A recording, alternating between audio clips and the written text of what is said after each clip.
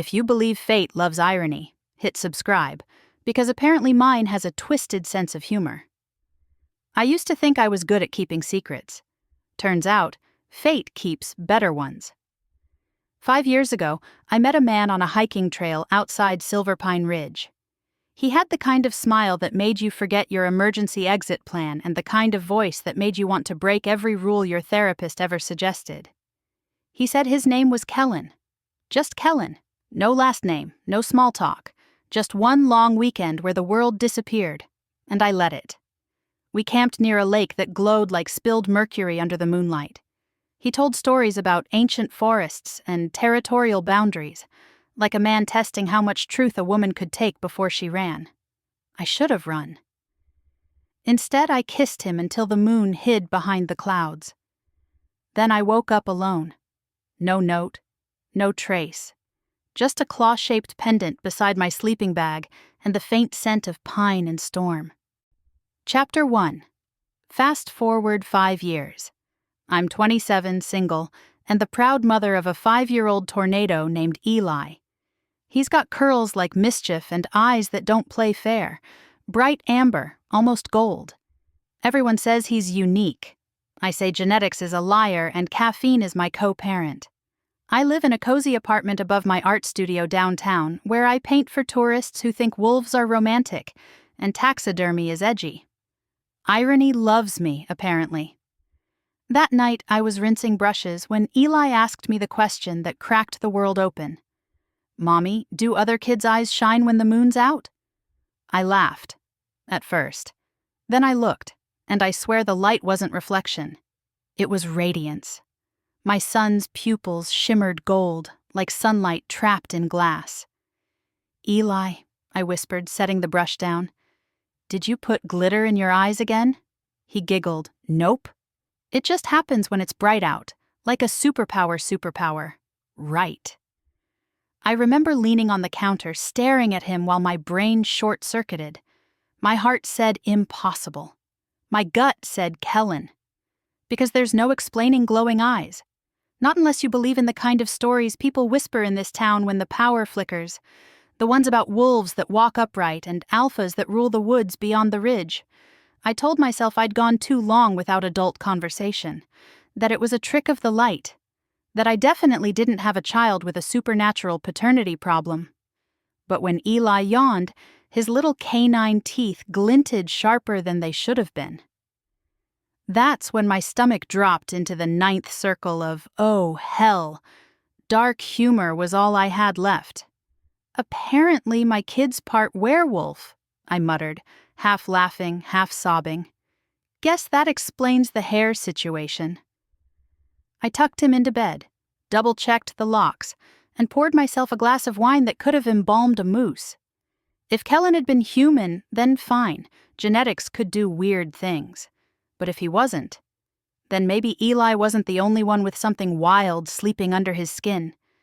I still remember the first time Kellen looked at me, like he already knew me, like his soul recognized something mine hadn't learned to name. And maybe that's why, when he left, the silence he left behind wasn't normal heartbreak. It was instinct, something guttural, primal, a pull that never really faded. I told myself I'd moved on. I built a life. I painted, parented, and pretended. Until now. Until that night when the moonlight crept through my son's window and he howled in his sleep. A real, bone-deep howl. The sound froze me. It wasn't human. It wasn't make-believe. It was familiar. I didn't sleep after that. Instead, I sat at my kitchen table, the claw pendant lying in front of me like a bad omen, whispering one terrible truth I couldn't deny anymore. The stranger I'd fallen for wasn't just a man, and the secret I'd been keeping from the world might not have been mine to keep at all. Chapter 2. I didn't mean to bring a crisis to the PTA, but fate RSVP'd for me. Silver Pine Elementary's multi-purpose room smelled like old paste, gym socks, and overbrewed coffee, pure human chaos, until the doors opened and the forest walked in wearing suits.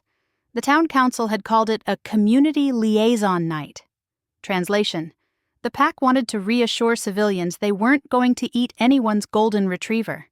The new alpha would introduce himself, outline territorial safety protocols, and everyone would clap like that solved bears, break-ins, and whatever had scratched deep grooves into the school's dumpster last week.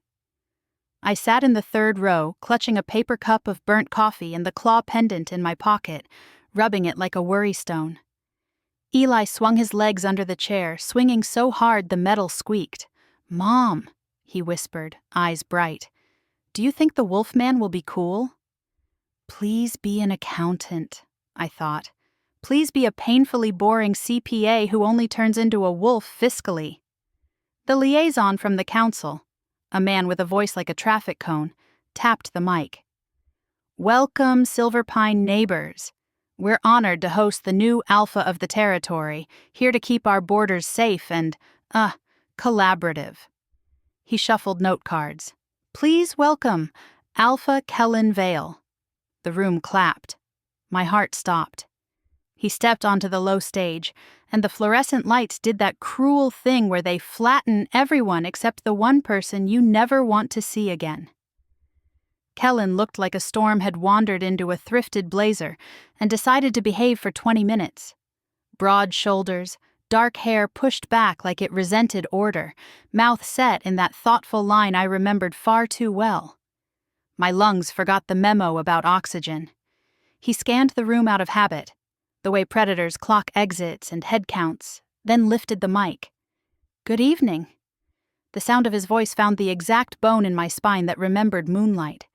I was fine. I was composed. I was very casually dying. "I know there's been concern," Kellen said, tone low and even. "My pack has always kept the forest balanced. We'll continue, quietly, respectfully, to handle what humans shouldn't have to." Someone's toddler clapped. The room chuckled. Kellen's mouth curved, barely. My hands were shaking so badly the coffee trembled. I set the cup down and reached for Eli's knee to still his swings. He looked up at me and, oh God, his eyes flickered gold like a secret candle. "Not now. Please, not now." Kellen kept talking about patrol perimeters and signage, the human words he was using to cover ancient oaths. I shouldn't have looked at him. I looked anyway. He looked back. It wasn't the soft glance of strangers sharing air. It was a strike, clean, lethal. He saw me. His words trailed off for a fraction of a second, microscopic to everyone else but catastrophic to me. Something raw moved behind his eyes, a wolf shifting under winter. I went perfectly still, every hair on my arms lifted. Kellen blinked once, slow, and I felt the room tilt toward a cliff I couldn't see the bottom of. He began to speak again, steady as stone, but his gaze did what voices can't. It hunted, not me, past me. Eli had kicked off one shoe. He was humming to himself quietly, a little warble he made when he was content. He turned his face toward the stage. Kellen inhaled. The air changed. It sharpened. I swear it did. Kellen's fingers tightened around the mic. The smallest pause, a thread of silence so thin you could mistake it for nothing. Then his nostrils flared, and the animal behind his eyes surged so hard I felt it like heat. He'd scented him. My world cracked along an old fault line and fell in clean sections. Kellen's voice, even. "We ask that you respect pack patrol signs. If you hear a howl, you go inside." Simple. The words were for the room. The look was for us. He didn't look away from my son. Fight or flight leapt to the front of my skull, shoving all the normal human reactions down the stairs. I put a hand on Eli's shoulder. "Buddy," I whispered. "Shoo." On. "Now, okay." He grinned, reaching under the chair. His fingers brushed mine, too warm, too wild, and I realized my hand was shaking. Kellen finished speaking. The council liaison took the mic back and began blathering about bake sales and reflective vests, oblivious to the tectonic event that had just occurred in row 3. People stood, chairs scraped. Conversation rose in a careful, relieved hum. "I can do this," I told myself. "We'll slide out with the crowd. We'll ghost like responsible citizens who definitely aren't hiding a small, illegal wolf cub." Mom? Eli tugged my sleeve. Can we ask the Alpha about the wolf tracks by the creek? I want to know if they're... Family, his voice dropped on the last word, hopeful in a way that punched a clean hole through me. We moved with the tide toward the exit. It didn't matter. Alphas don't need tides. He was already there. Not looming, not cornering, just placed with mathematical inevitability where the crowd thinned and good intentions go to die. Close enough that I could taste the forest on him. Pine and cold river, iron and lightning. Evening, he said to the space between us. He wasn't looking at me. He was looking at Eli. Every instinct I had turned its teeth outward. I stepped half in front of my son without meaning to. Hi, I managed, pleasantly homicidal. Great speech. Very civic. His gaze flicked to mine. Any human would call his expression calm. Wolves would call it braced. Thank you. Eli popped his head around my hip. Are you the king wolf? Kellen's mouth twitched. Something like that. Eli stuck out his hand, gap-toothed charm blasting like a flare. I'm Eli. The handshake was normal. The inhale was not. Kellen didn't move, didn't flinch, but his pupils flared wider and the gold lit beneath the green of his irises. And if anyone had asked me a question right then, I would have answered in weather patterns. He let go of Eli's hand like it burned and warmed him at the same time. His gaze climbed me, not like a man undressing a woman, but like an oath remembering the mouth it was spoken from. He found my eyes. Lena, he said, and it wasn't a guess. My name in his voice was a match to old Tinder. The weekend flashed in a merciless reel, rain on canvas, the lake like a black mirror, his hand on the back of my neck as if the night would sweep us off the map if he didn't hold me there. I smiled like a woman who keeps extra knives in her purse. Kellen, congratulations on your promotion.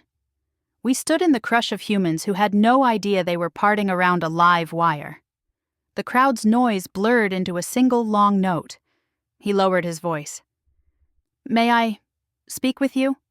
Privately, no. A muscle jumped in his jaw. Lena. You don't get to say my name like that, I said softly. Not after vanishing like a magician with commitment issues. Eli, oblivious to adult wars, peered up at Kellen. Do you know my mom? Kellen didn't answer quickly enough. Once, I said, on a trail. In the dark, we both made bad choices. Like camping. Camping is fun, Eli protested. Not when it ends with unhelpful men and suspicious jewelry, I said, and the pendant burned in my pocket like a lie. Kellen's eyes dropped to my hand, the way I was fisting the fabric of my coat. Wolves' watchtells. I'm not here to cause you trouble, he said, careful, as if every syllable was a step on a glass bridge. But your child, my child is fine. He's changing, Kellen said, still quiet. He'll need stability? Safety? A father figure who doesn't ghost at dawn. The blade of my voice slid out so clean even I flinched. Hard pass. Eli looked between us with the bright fascination of a kid watching a tennis match. What's ghost at dawn? A band you're not allowed to listen to, I said. Someone jostled us, moving for the cookies. Kellen shifted, placing his body so the tide broke around Eli. Instinct, not strategy. The wolf made choices the man would rationalize later. He bent, just slightly, to Eli's level. Do your ears ever ring when the moon is full? He asked gently. Like there's a song you can't hear until you're very still? Eli's eyes went huge. Yes. Then, as if confiding a treasure, sometimes I want to run and I don't know why. My legs feel buzzy. He wiggled his knees. Like bees. Kellen's face did something rare and undefended. I hated how it made warmth uncurl in my chest. I stomped it flat. We're leaving, I said, because that was a thing I could control. Kellen straightened. I'll walk you out. No. Lena, don't alpha me in a cafeteria. He exhaled a laugh, quick and disbelieving, as if I'd thrown a snowball at a church. Then the sound died, and his gaze cut over my shoulder. the kind of glance that has weather in it. I followed it. 2 men at the far wall, standing too still to be teachers, too interested in the exit. Hunters don't look like movies. They look like men who buy lures at the hardware store and practice their smiles in rearview mirrors. Kellen said without moving his lips, "We're going to the back door." I lifted my chin. "We're going out the front like normal humans." Normal humans don't smell like a dawn run. My mouth opened, ready to tell him exactly where to file that sentence. Eli tugged my sleeve again. "Mom, those men are staring at me." And there it was, the small, sharp click of terror finding bone. It sliced cleaner than anger ever could. I put my hand around Eli's, cool and firm. "Okay," I said to Kellen, to the part of him that had always been weather and teeth and shelter. "Back door." He didn't touch me. He didn't lead. He moved in a way that made space funnel around us, the crowd parting as if he were a suggestion the body obeys before the brain catches up. We slipped into the corridor with the construction paper owls. My heart was a drumline. Eli trotted, trusting, clutching my fingers. Halfway down the hall, Kellen spoke, still quiet. "We need to talk tonight." Define we. You. Me a beat. Him. Hard no. Lena. He slowed. We turned the corner by the trophy case. In the glass, our reflections overlapped, man, woman, child, and it looked like something carved into an older story and badly erased. He angled so he could see both ends of the hall. "He's mine." The words were a lock clicking, not triumph, recognition, a truth that had been waiting for air. I bared my teeth in a smile. "He's mine." "Both can be true," he said. "Not with men like you," I shot back, "men who think claiming as parenting and territory is love." He didn't flinch. "Men like me learn the hard way that claiming is nothing without staying." Something cracked sideways inside me. He could say pretty things now, they didn't change what the morning had taken. We reached the back door. He tested it, then slid it open and stood aside as if I were royalty, and not the woman who once kissed him like hunger. Night breathed in, cool and silver. The moon was a day shy of full, fat and watchful over the parking lot. "Go," he said softly. "Head left." "I'll be behind you," I wanted to argue on principle. Then one of the hunter men stepped out of the far stairwell and pretended to look at a poster about recycling, eyes wrong. My spine chose action over pride. We moved. The lot was a sea of minivans. Keys, keys, keys. Where? We beelined for my battered Subaru, the little car that could outrun regret. I buckled Eli with fingers that wanted to shake and turned to find Kellen at my shoulder, the wolf in his eyes bright as a back alley match. "We will talk," he said. Quiet. Final. "I will consider setting your car on fire," I said, equally quiet. He huffed, and for one stupid heartbeat we were back by the lake, trading barbs under a sky so full of stars it felt like a promise. A truck door slammed across the lot. The hunters peeled off the far row, pretending to be very interested in their radio. Kellen shifted his weight, ready to put himself between us and whatever happened next. "Would you forgive your mate? Or burn it all down? I ask you, because I don't know how to do both." I slid into the driver's seat and shut the door. Kellen stepped back, and I pulled away, pulse in my throat, his figure shrinking in the rearview mirror, a shadow cut from the night, watching us go with a look that tasted like vows. At the red light, Eli yawned. "Mom?" "Yeah, buddy. I think the king wolf likes you." "Terrible news," I said, swallowing the shake in my voice. "We're returning that crown." He laughed, small and sincere, and rested his head against the window. The moon followed us home like a gossip with receipts. When I parked, something thin and sharp lay tucked under my wiper. A strip of flayed birch, carved with a symbol I didn't recognize, sticky with a fleck of red paint. Or not paint. The pendant in my pocket went hot. I looked back toward the road. Kellen's truck idled at the far corner, lights off. He wasn't leaving. Neither was this. Chapter 3. By sunrise, I'd perfected 3 things. 1. The art of pretending last night hadn't happened. 2. A mental list of excuses for Eli's glowing eyes. It's a vitamin deficiency. A glowy one. 3. A hatred for men with supernatural cologne and unfinished goodbyes. The pendant burned in my pocket like it had opinions.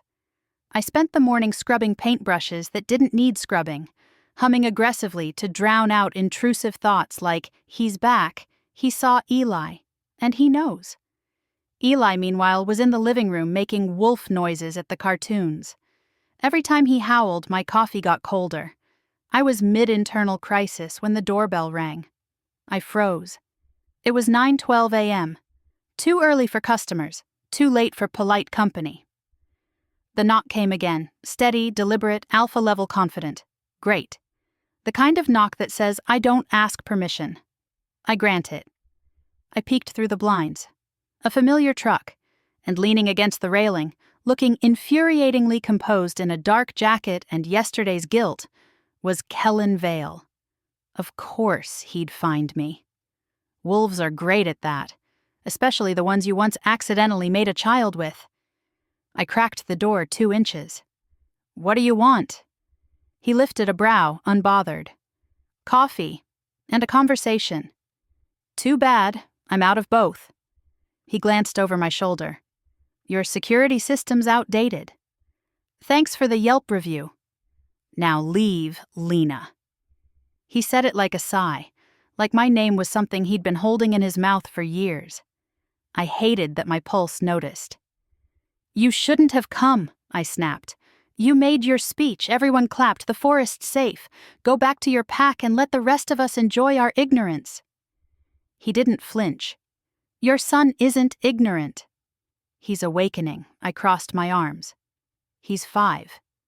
He's awakening to blueberry pancakes and gravity. Kellen's eyes softened, not the dangerous gold but the human green that had ruined my sense of logic once. He's showing early signs. The eyes, the scent, the dreams. Stop. I stepped onto the porch, shutting the door behind me before Eli could hear. You don't get to talk about him like you know him. I do know him, Kellen said quietly.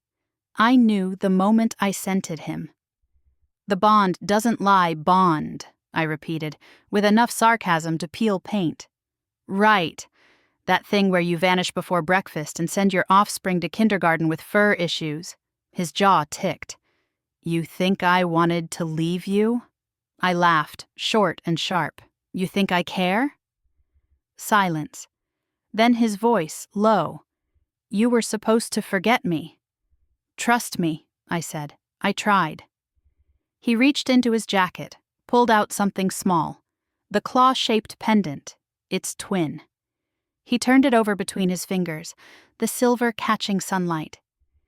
These come in pairs. Given to those marked by the pack's future, romantic, I said flatly. Do you hand them out like wedding favors? He looked up. No, just once. And there it was. The storm behind his calm, the weight of something I didn't want to name. He took a step closer, and the air changed again. Thick, electric. I could smell pine, smoke, and regret. A terrible combination. He nodded toward the window, where a blur of curls darted past. May I see him? No. I only want to make sure he's safe. He is safe. Because he's mine, Kellen's voice gentled. He's also mine. And that was the sentence that split the air like thunder. I didn't answer. Couldn't. My body remembered too much. The night by the lake. His hands. The heat that had felt like magic before I knew it literally was. He must have sensed the war under my skin because his tone shifted, softer now. When the first full moon rises, he'll start to feel the pull. He'll be confused, scared. You can't stop it, Lena. I folded my arms tighter. Watch me. A small voice interrupted before he could answer. Mom? I turned. Eli stood in the doorway holding his stuffed wolf by one ear. His eyes, sleepy and gold-flecked, locked onto Kellen like he already knew. Kellen froze. So did I. Eli blinked. "You're the man from the school." Kellen crouched down, voice low and careful. "That's right." "You smell like rain," Eli said, wrinkling his nose. "And trees." Something in Kellen's expression cracked, like hearing a song he hadn't realized he'd missed. I stepped between them. "Okay, that's enough." "Time for cartoons, kiddo." "But I want to show him my drawing." Eli ran to grab a sheet from the table, crayon chaos depicting a moon, trees, and what looked suspiciously like a wolf with glowing eyes holding hands with a smaller one. Great! My son's subconscious was snitching. Kellen took the picture gently, thumb brushing the paper's edge. "It's beautiful," he murmured. Then, to me, "He's already dreaming the forest." I snatched it back. "He's dreaming whatever his imagination wants." Like a normal child, he gave a low, humorless laugh. "Normal children don't howl in their sleep." My stomach flipped. "You were watching us?" "Protecting you," he corrected, eyes flashing. "There are hunters in town, Lena." "Last night wasn't random hunters?" I repeated. "You mean those guys who looked like they sell used boats?" "They're not amateurs," he said, serious now. "They know there's a half-blood in the open. They'll want him ice trickled through me. He's a kid." "What could they possibly—" "Power," Kellen interrupted. "Hybrids born outside the pack carry unpredictable strength. Some want to weaponize that. Others would rather erase it." The words hit like claws to the heart. Eli tugged my sleeve again, oblivious. "Mommy, can he come to my birthday? We could have a wolf cake." I forced a smile. "We'll see." Kellen's eyes softened again, but this time there was something else. Guilt, sharp as glass. "I didn't know," he said quietly. "When I left you." "I didn't know you carried him." "You didn't know because you didn't stay," I shot back. "You walked away before I could even wake up." "I was being hunted," he said. "The pack was fractured, and anyone tied to me was a target. Leaving you was the only way to keep you alive." "Congratulations," I said dryly. "I lived." "Now go ruin someone else's decade." Eli tilted his head. "You two sound like TV people." That earned a ghost of a smile from Kellen. Smart kid. "Gets it from me," I said. Something flickered in his gaze again. Amusement, maybe longing, definitely danger. That he does. The tension in the air was a living thing now, breathing between us. Eli wandered back toward his room, humming, leaving silence and too much history behind. Kellen lowered his voice. "You can hate me all you want, but when the moon rises full, he's going to shift. If you're not ready, it could kill him." I froze. "What do you mean, kill?" "Half-bloods burn up if they resist the first shift," he said. "He'll need a guide. Someone who can hold his wolf steady." My throat tightened. "And that someone's you, right?" "Unless you've been hiding claws, yes." That earned him a glare. "You think you can just march back into our lives like some supernatural deadbeat dad, drop apocalypse news and get a hug?" "No," he said softly. "I'm not asking for forgiveness, Lena. Just a chance to keep him breathing." It was hard to argue with that. Even harder when he looked at me like I was still that girl at the lake, the one who'd trusted him before she learned what trust costs. I exhaled, long and shaky. "You get one chance, one, and if you scare him or mark him or try anything alpha-ish, I will paint your truck with silver dust and sell your fur on Etsy." His lips twitched, the ghost of a smirk. "Understood." I opened the door wider, motioning him inside with reluctant defeat. "Welcome to the human world, Your Majesty." Try not to growl at the furniture he stepped in, the scent of pine following him like a secret. The pendant at my throat pulsed once. Heat meeting heat, history remembering itself. Eli peeked from behind the hallway wall, grinning. "Mom, can we keep him?" I sighed. "Still deciding, buddy." He sheds. Kellen glanced at me with that old spark of humor I didn't want to recognize. And just like that, the danger felt too close again. Too familiar. Because the worst part of all wasn't that my son had his father's eyes. It was that I still wanted the man behind them. Chapter 4. By afternoon, the sky wore that wrong kind of blue, the brittle, glassy shade that says the moon's already rehearsing behind it. The pendant at my throat felt heavier, as if gravity came with fangs. Kellen kept a respectful distance in my studio, which meant he leaned against a support beam and quietly rearranged the oxygen. He'd brought supplies: tea, electrolyte packets, a wool blanket that smelled like his cabin, and something wrapped in oilcloth. "Is this a shift or a sleepover?" I muttered, eyeing the pile. "Both," he said. "First shifts are a storm. The body burns hot, then cold. Blankets help, so does sugar." "Thank you, Martha Stewart Wolf." A corner of his mouth twitched. Then our ridiculous bubble popped because Eli scampered down the hall in pajama pants and a superhero cape, cheeks flushed, pupils wide. "Mom," he whispered, as if the apartment were a church. My ears feel buzzy again. The floor moved under me. "Okay." I made my voice steady. "Okay, baby." "We're going to make a special cozy place in the studio." I grabbed the softest drop cloth, spread it like a nest, rolled a second blanket. "Cape stays," I added, "because if the world's about to tilt, keep the cape." Kellen crouched to Eli's eye level, voice a careful thread. "Do you trust me, little wolf?" Eli's head tilted. "Do you know the song in my ears?" "Yes." "Then, yeah." Something unclenched in me and re-knotted in a new place. I shot Kellen a glare that meant break his heart and I break you. He nodded without looking at me, because apparently our subtext had learned sign language. He unwrapped the oilcloth to reveal a carved wooden bowl, dark with age, rim etched in runes. He set it near the nest. "For water. Cold. He'll lap it easier than sipping," I stared. "He's not a puppy." "He's a cub," Kellen said, steady. "We honor what is." I didn't want his ritual. I wanted a pediatrician with a lollipop and 3 other options. The universe shrugged and set the sun lower. By twilight, Eli's skin ran hot enough to warm my palms.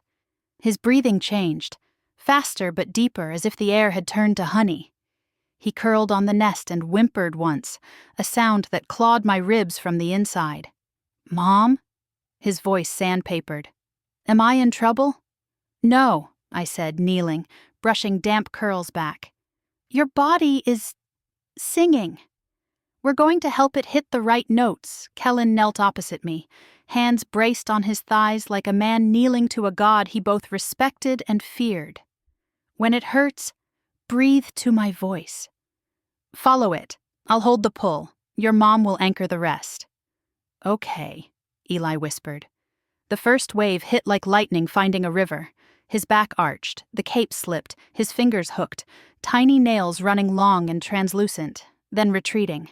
He gasped. I reached for him and Kellen's palm lifted between us in a silent, "Wait." "Let it come," Kellen murmured to Eli, voice pitched low and ancient. "You are safe." "You are pack. I don't have a pack," Eli panted. Kellen's gaze flicked to me, asking permission to say it. I nodded once, quick, the kind of surrender that isn't surrender at all. "You do," he said. "You have me. You have her. We are enough." Heat shimmered around Eli. The pendant at my throat went hot, then searing, a sun under my skin. I hissed, hand flying up. The metal burned a circle into me, and beneath it, something deeper sparked.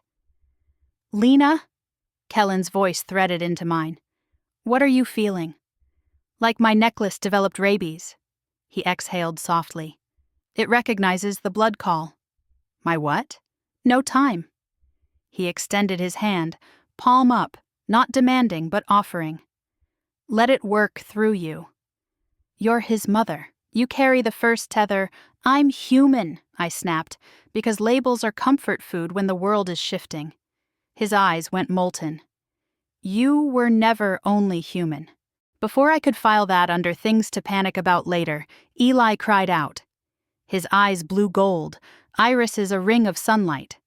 The sound that tore out of him wasn't a scream. It was a note, high, clear, terrifying. The bowl trembled. The studio lights flickered, then steadied. I crawled to him, ignoring Kellen's warning hand, and pressed my forehead to my son's. Listen to me, baby. In and out. Breathe with me. Like we practiced when we did balloon breaths. He gulped air. I exaggerated an inhale, then a slow exhale. He copied. The next wave hit. Stronger. I almost broke. Kellen's hand caught my shoulder, grounding, not restraining. Sing to him, he murmured.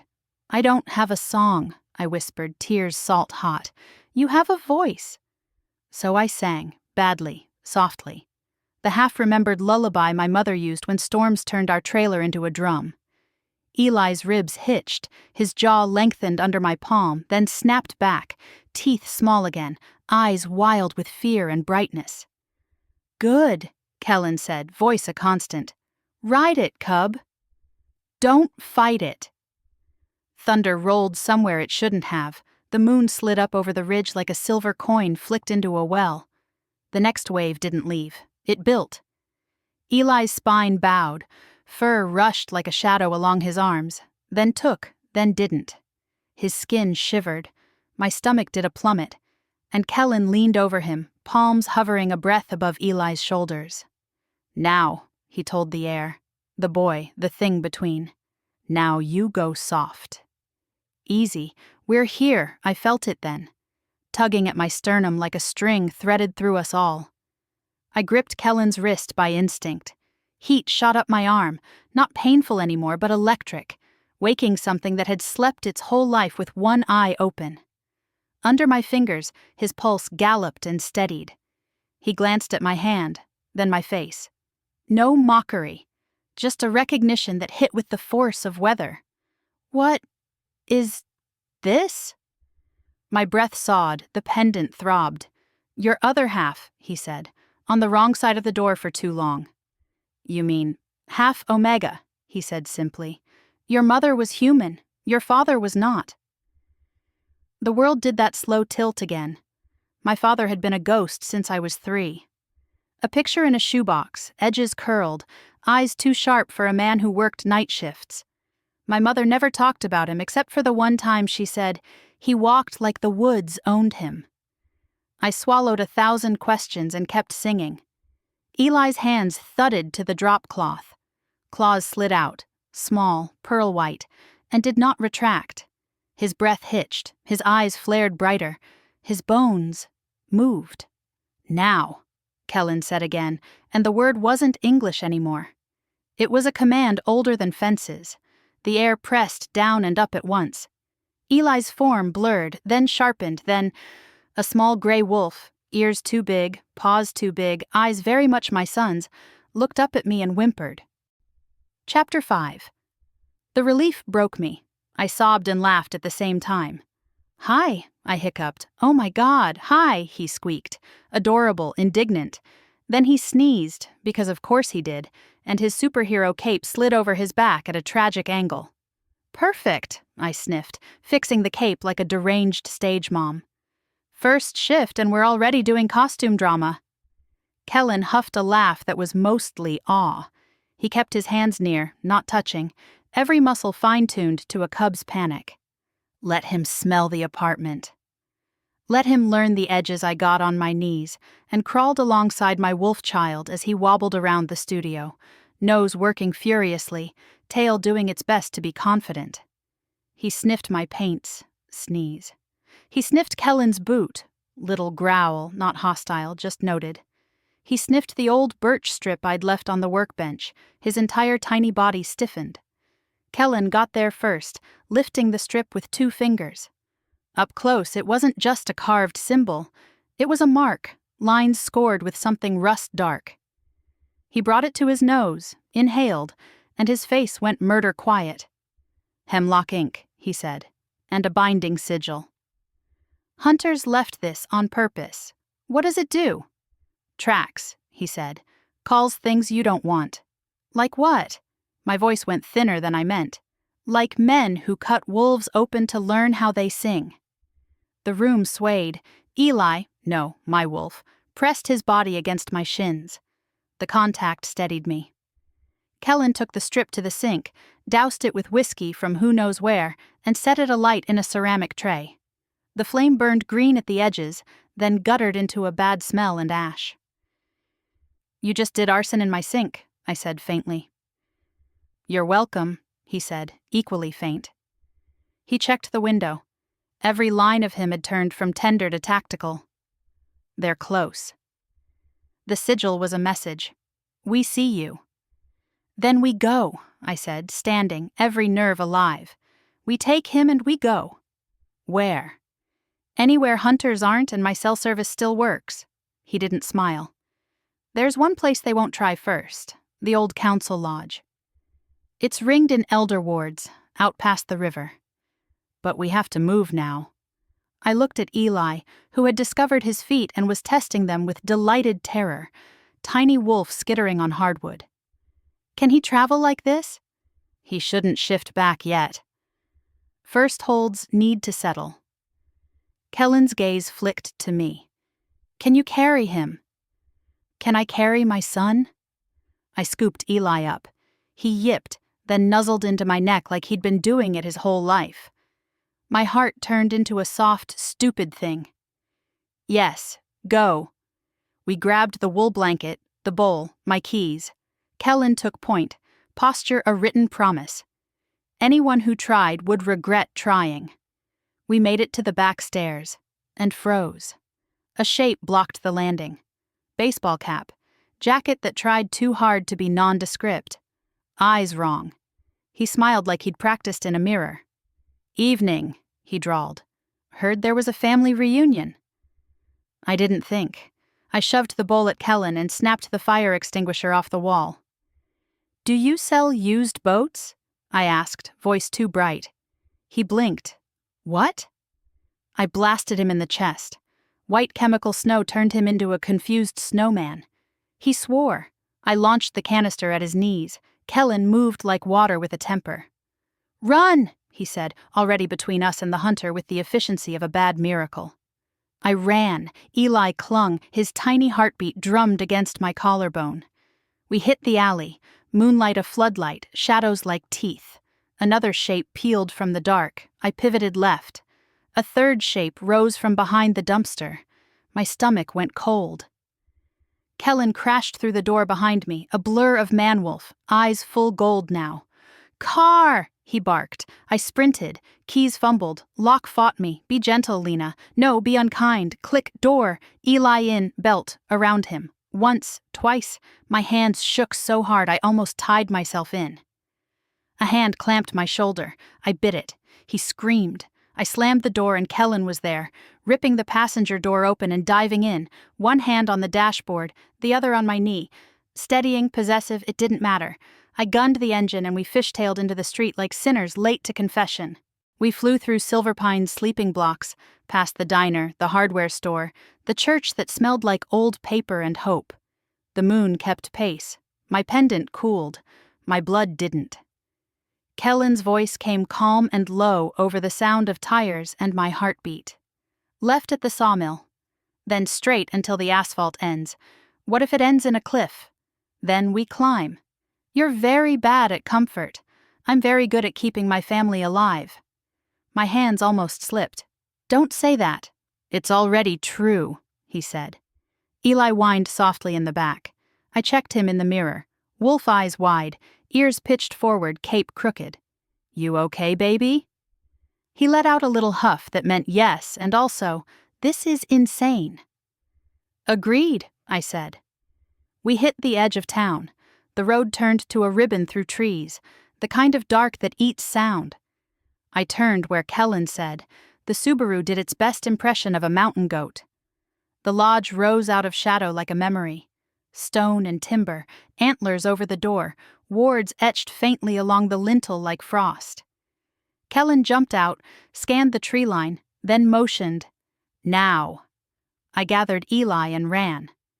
The lodge door resisted, then gave. Inside smelled like smoke and sap and the kind of oaths that get carved into beams. We fell into the big main room. Kellen dropped the crossbar. He crossed to the hearth, grabbed a dried bouquet of something brittle, and tossed it into the fireplace. The flames whooshed up white, then settled gold. "Elderfire," he said.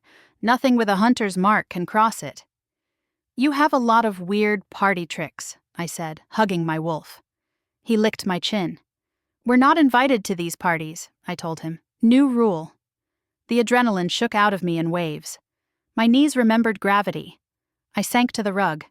Kellen knelt a breath away, eyes searching my face for fractures. "You did well," he said, voice rough. "Both of you." I laughed, low and tired. 10 out of 10 would not recommend. His gaze dropped to the pendant at my throat, then back up. "It won't burn anymore." "Why?" "Because it recognizes you now." I thought it hated me. "It was waking you." I leaned back against the sofa, a laugh sob escaping. "So I'm half Omega." "My son is a baby wolf in a cape. Hunters are using evil craft supplies to mark my wipers. And my, whatever you are, is an alpha with a savior complex." "Mate," he said quietly. Not a question, not a demand, a confession. I closed my eyes. The words slid under my skin and settled where the pendant had burned. It didn't feel like a chain. It felt like a door I had to choose to open. "Would you forgive your mate? Or burn it all down?" "I'll ask you again, because I'm standing at the threshold with a match in one hand and a child in the other." Eli yawned, a tiny wolf yip, then collapsed against my thigh, asleep before his head settled. His breath warmed my jeans. My whole heart rearranged itself around that weight. Kellen looked at me from under lashes too dark for someone so allegedly responsible. "I'll stand watch," he said, rising. "Sleep while you can." "You always leave right before dawn," I murmured, the old wound talking before I could stop it. "You disappear when the light comes." He halted, turned, something in his face opened. "I'm done disappearing." A beat. "I was a coward once." "I won't be again." "Words are easy." "I brought actions," he said, and nodded at the lodge around us, at the wards, the fire, the miles between us and the men who cut wolves to learn how we sing. I wanted to stay angry. I wanted to fold my arms and catalog his sins and demand receipts. Instead, I stroked my sleeping cub's ear and realized dawn would come whether I believed him or not. "Fine," I said, softer than I meant. "You get the first watch." His mouth curved, the smallest, most dangerous smile. "Yes, Luna. Don't call me." The wind carried a howl through the chimney. Distant, familiar, not ours. Kellen's head snapped up. He moved to the window, yellow eyes bright, wolf close to the skin. "Pack?" I whispered. "Not mine," he said. "Rogues. Or something wearing their sounds hunters? Maybe both." He reached for the iron poker like it was a sword. "They found the ash. Or they left it to funnel us here." My skin went cold and hot in the same breath. I slid down beside my son, curled around him and lifted my chin. "Let them come," I said, and to my shock, my voice didn't shake. "The forest owes me interest." Kellen looked back, storm in a man's shape, and nodded once, a promise. He took his place at the door, a dark line against ancient wood. My hand found the pendant. It no longer burned. It beat, with my son's breathing, with the old bone drum of the lodge, with the step of a wolf outside who might be a friend or a threat, with the new, terrible, beautiful rhythm of a life I hadn't asked for and would kill to keep. The moon watched from a high window like an old gossip who'd finally switched sides.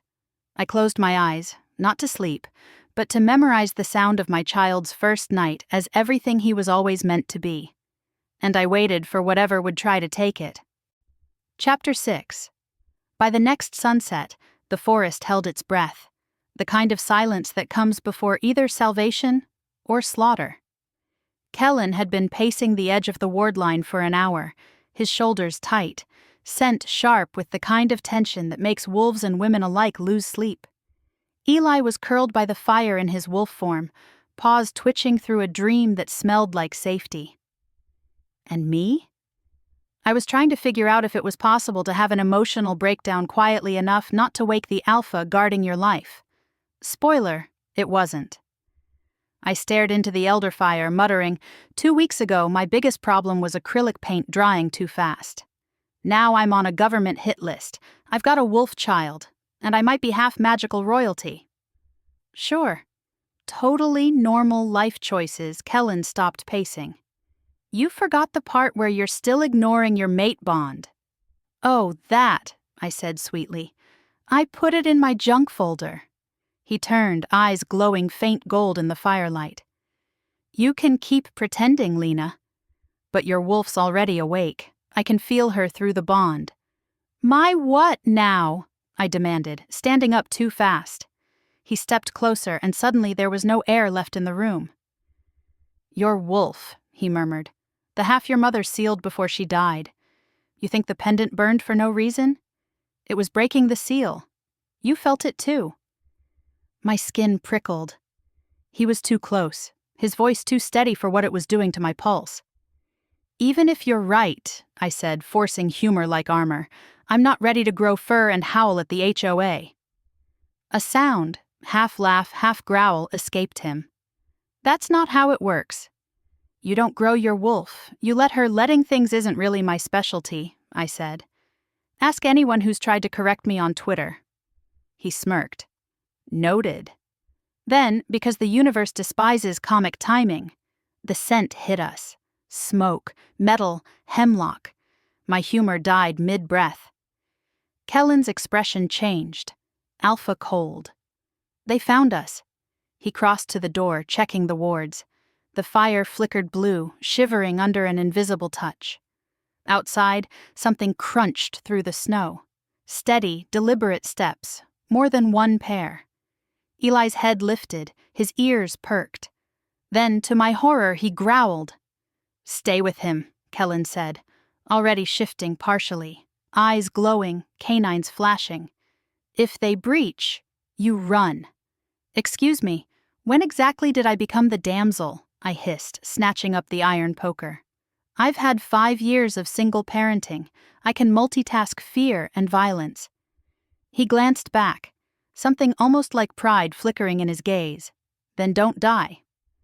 Not on the schedule, I said, gripping the poker like it owed me rent. The first crack of glass shattered the window to the right.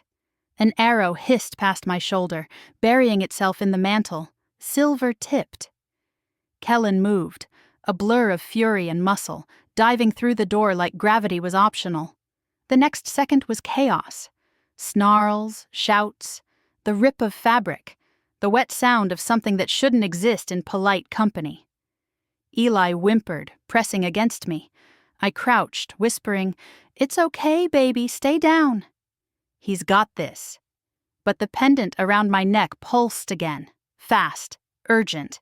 Then it burned, and somewhere beneath my skin, something ancient uncoiled. The fire roared higher without fuel. My hearing sharpened. I could smell them, men and wolf alike, the reek of adrenaline and old blood. I closed my eyes, trying to steady my breathing. When I opened them, the world was colorless except for motion. Every sound left trails. My muscles hummed like they'd been waiting for permission. Eli nudged my hand and let out a soft, trembling whine. "I know, sweetheart," I whispered. "Mommy's improvising." The door exploded inward. A hunter stumbled through, crossbow raised, face smeared with soot. He froze when he saw me, and I smiled, because now I understood what the pendant had been trying to wake. "Wrong house," I said, and the room obeyed me. The elder fire flared, heat licking up the walls, forming a barrier between us and him. The hunter screamed, stumbled back, and that's when Kellen appeared behind him, covered in blood and moonlight. His wolf was half there, half not, eyes glowing, veins silver-lit. He slammed the man aside and turned to me, breathing hard. "What did you just do?" "No idea," I said honestly. "I think my anxiety manifested." He laughed. A real one this time, sharp with adrenaline. Then his smile dropped. We have to move. They'll regroup. He reached for me, then froze. The pendant between us glowed bright gold, so bright it hurt to look at. Eli yipped once, high-pitched and frantic. The glow split the air like lightning, running from my pendant to his fur to Kellen's palm. Then, silence. The forest outside went utterly still. Kellen looked at me, shock warring with awe. You sealed the ward to the bloodline. I did what? You bound the lodge to us. To our family, I blinked. Cool. So, accidental magic home security. Love that journey for me. Before he could reply, Eli shifted. One heartbeat, he was fur and paws. The next, he was a little boy again, curled in my lap, blinking sleepy golden eyes. Did we win? I kissed his forehead. We survived. That's a start. He smiled, small and proud. Told you I was strong. Yeah, I whispered. You're unstoppable. Kellen crouched beside us, hand hovering over Eli's hair, before finally letting it settle there, gentle, reverent. You did well, pup, Eli grinned. Dad, he said softly, and that one syllable nearly broke both of us. Kellen's throat worked. Yeah, he whispered. Dad. The room quieted again. The elder fire dimmed to a soft gold. And for the first time since that weekend 5 years ago, the silence didn't feel like loss. Later, when Eli slept curled between us on the rug, I stared into the fire and muttered, so, half Omega, half human, one surprise wolf kid, and an Alpha X I may or may not still want to strangle. Kellen smiled, faint but real. You forgot the part where you saved us all. I shrugged. Details. He leaned closer, the scent of pine and rain wrapping around me again. You still don't believe in fate? I met his gaze. Fate's a jerk. Agreed. He brushed his thumb along my jaw. But sometimes, she gives second chances. For once, I didn't argue. The moonlight fell across his face, and I remembered that first night by the lake, how he'd looked at me like I was something he'd already lost once. This time, I didn't look away. When he kissed me, it wasn't fire, it was recognition. A homecoming written in heartbeat and breath. The pendant warmed between us, steady, calm, not burning, not warning, just being. Epilogue. The lodge became our haven. The hunters vanished like bad dreams. Eli shifted freely now, half boy, half cub, entirely joy. Every full moon, Kellen led the pack into the clearing, and sometimes I ran with them, not as a secret, not as a mistake, but as what I finally was. One night, watching Eli chase fireflies, I said quietly, You know, for a fling, you're hard to get rid of. Kellen's laugh rumbled against my shoulder. You tried. Repeatedly. He kissed the top of my head. You're stuck with me now, Lena Hartvale. Vale? I teased. We're doing last names now? He grinned. Seems only fair. I smiled, watching our sun glow under the moon. The same moon that once ruined my life, and then remade it. If you'd fight fate for love, or howl at it until it listens, share this with your pack. Because sometimes the secret that wrecked you is the same one that sets you free.